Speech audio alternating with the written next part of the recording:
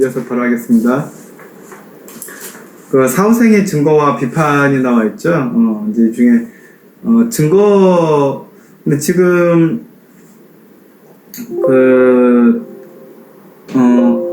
우리 권선방 교수님께서 그 스타니슬라프 그로프의 어떤 그 일정 부분을 인용해서 그렇지, 사실은 그 스타니슬라프 그로프 같은 경우는 사후생에 대해서 그 뭐 죽음에 관련된 책도 쓰고 트랜스퍼스널에 관련된 책도 많이 쓰시고 연구를 많이 했던 그 정신과 의사죠.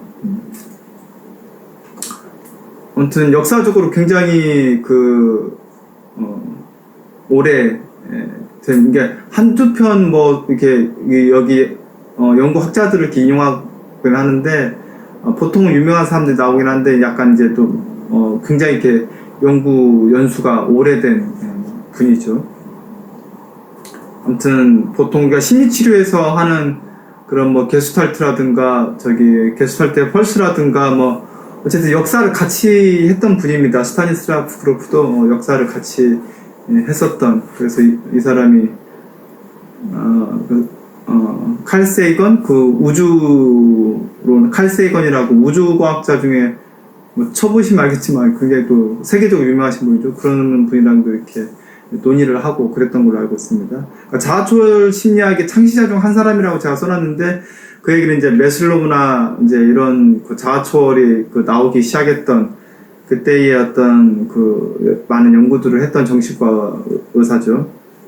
근데 이제 출생 모델이 이제 이 사람이 하나 그 이론으로 그 가설을 얘기했던 거지, 하지만 그래도 그 여러 가지 이것만 얘기한 게 아니라 굉장히 많은데, 이제 요 책에는 요것만 소개가 됐다, 그렇게 좀 알고 계시면 될 것 같습니다.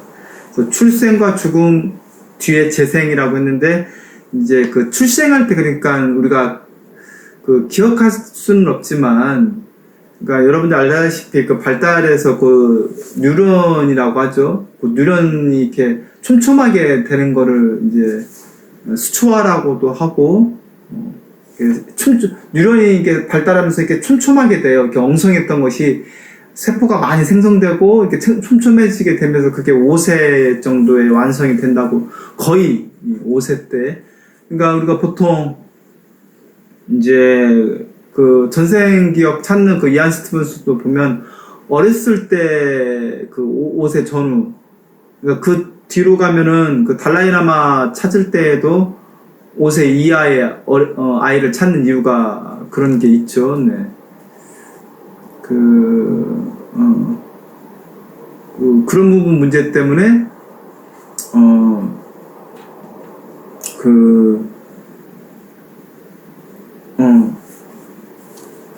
그런 부분이 바로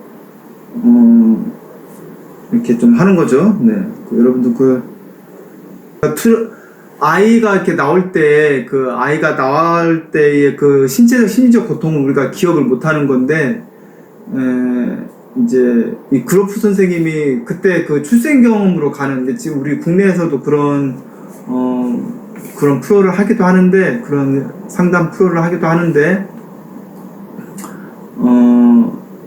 그런 걸 뭐 텔레 경험이라고 하고, 여기 이제 출생 경험이라고 했는데, 그때 기억을 이렇게 찾아가는 거죠. 그래서 우리가 나중에 배우게 될 뭐 전생 기억이다 뭐 이런 것들도 좀 이렇게 연관은 되긴 합니다.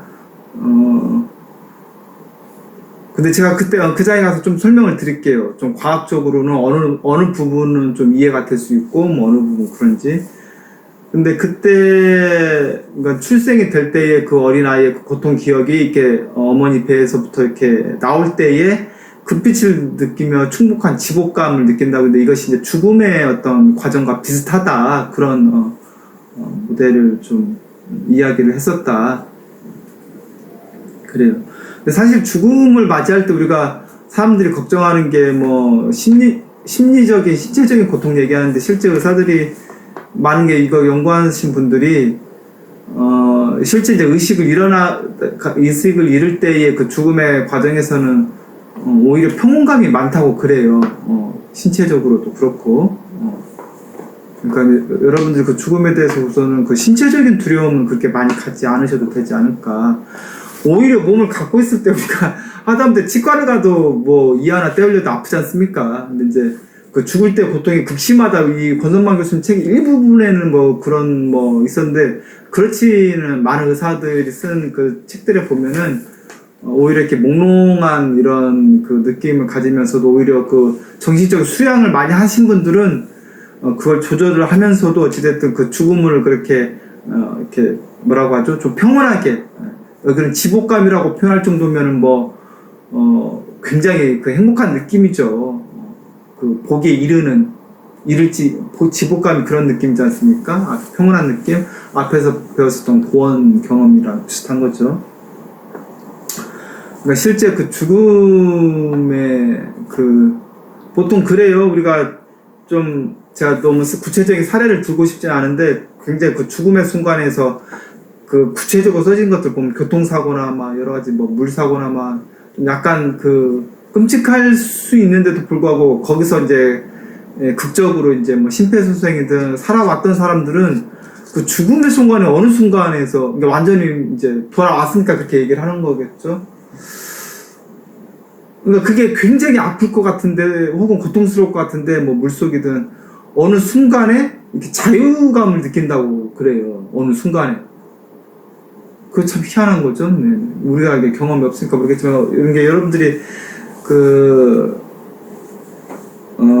이게 신체적 고통을 너무 그렇게 고통스럽게 생각하지 않으셔도 될 것 같다 생각하시면 좋을 것 같습니다. 그 다음에 이제 트랜스퍼스널 브레스 이제 이거 그로프 선생님이 창시한 건데 이 교재에는 안 나왔지만 그 상담 프로그램 중에 여러분들이 그러니까 사후생을 뭐 경험한다고 할 수는 없지만 뭐 전생이든 여러 우주적 경험을 하는데 투숨이라고 해서 그 트랜스퍼스널 브레스라고 해서 요거를 이렇게 만드셨는데 이게 굉장히 그 자아초월적인 그 상담 프로그램으로서도 굉장히 좋은 프로그램입니다. 이것을 이제 만드셨다는 거 여러분들 좀 기억을 해두시면 좋을 것 같습니다. 나중에 한번 인터넷도 한번 찾아보시죠. 투숨이라고 여러분들이 이 프로그램을 개인적으로는 저는 여러분들이 제가 학부에서 집단 상담도 뭐 가르치고 뭐 가족 치료도 가르치고 여러 가지 상담 치료를 가르치지만 이 투숨 작업은 어디서 이렇게 책으로 공부할 수 없는 굉장히 좀 초월적인 막 영적인 이런 프로그램이기 때문에 관심이 있으신 분들은 차후에 여러분들이 한번 경험해 보시면 정말 인생의 어떤 전환점이 될 수도 있기 때문에 여러분들한테 좀 관심 겸 기억을 해주시면 좋을 것 같습니다. 그래서 수잔 블랙모어는 죽어가는 뇌 가설이라고 했네요. 죽어가는 뇌 가설. 그러니까 결국은 이게 뇌가 죽어가면 산소 부족으로 인해서 여러 가지 뇌가 보는 환영이다. 그러니까 이 말도 근거가 없다 이렇게 말할 수 없죠. 당연히 이거는 의학적으로 이렇게 밝혀낸 거기 때문에 그러니까 이런 책들이 많아요. 이제 뭐 유체이탈 경험이 됐든 어떤 환영이든 빛의 경험이든 다 생물학적으로 어떤 뇌 전기 자극을 줬을 때 이런 것도 일어난다. 다 연구 실험이 굉장히 많이 누적이 되어 있습니다. 근데 이들이 얘기하는 것도 물론 맞습니다. 이들이 아니고 이 연구자들이 유물론적 제가 환원주의라고 했는데 결국은 그러니까 물질에 기반한 과학주의적인 해석인데 틀리다는 게 아니라 맞습니다. 맞는데 이것도 맞는데 그렇다고 해서 이것이 이제 사후생의 다를 설명할 수 없다라는 것이죠. 일부분만 이게 생물학적인 부분을 맞게